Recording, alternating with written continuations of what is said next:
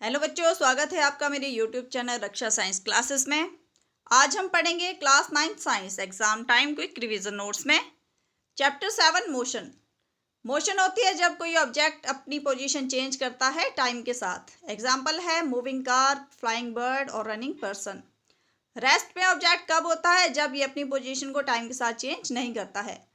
Origin, किसी भी object की पोजीशन को डिस्क्राइब करने के लिए हमें एक रेफरेंस पॉइंट की ज़रूरत होती है, तो वो उसका ओरिजिन होता है। डिस्टेंस होती है total length of the path covered by object. Object कितनी टोटल लेंथ कवर कर रहा है वो उसका डिस्टेंस होता है।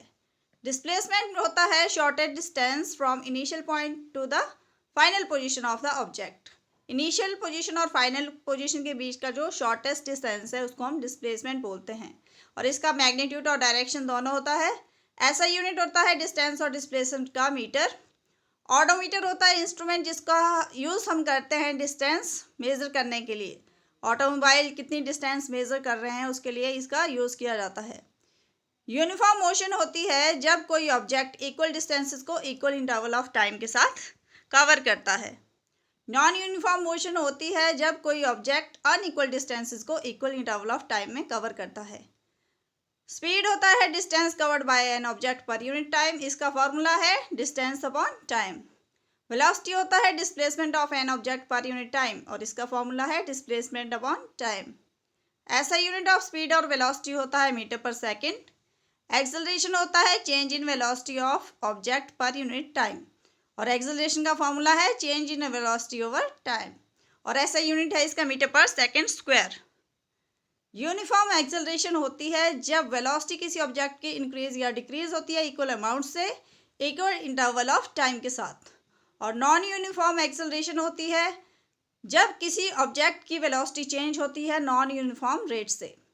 यूनिफॉर्म सर्कुलर मोशन होती है जब एक ऑब्जेक्ट सर्कुलर पाथ में मूव करता है यूनिफॉर्म स्पीड से। एग्जाम्पल है क्लॉक के हैंड्स की मोशन और अर्थ के अराउंड सैटेलाइट की motion.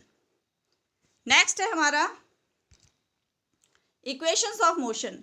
v equal to u plus a t. Second equation है s equal to u t plus half a t square.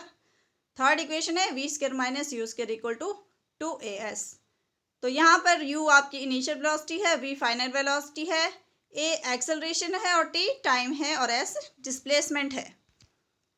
Graphs of motion, तो motion के graph कैसे बनते हैं? पहला है आपका डिस्टेंस टाइम ग्राफ। तो ये हमारा रिलेशन बताता है डिस्टेंस और टाइम के बीच। अगर ये स्ट्रेट लाइन होता है तो आपकी मोशन जो है यूनिफॉर्म होगी, अगर ये कर्व लाइन आती है तो आपकी मोशन नॉन यूनिफॉर्म होगी। वेलोसिटी टाइम ग्राफ बताता है रिलेशन वेलोसिटी और टाइम के बीच। स्ट्रेट लाइन अगर ग्राफ आ रहा है वेलोसिटी टाइम, इट मीन्स हमारे पास एक्सेलरेशन जो है वो यूनिफॉर्म है। आई होप आपको मेरे नोट्स अच्छे लगे होंगे। Thank you and subscribe my channel.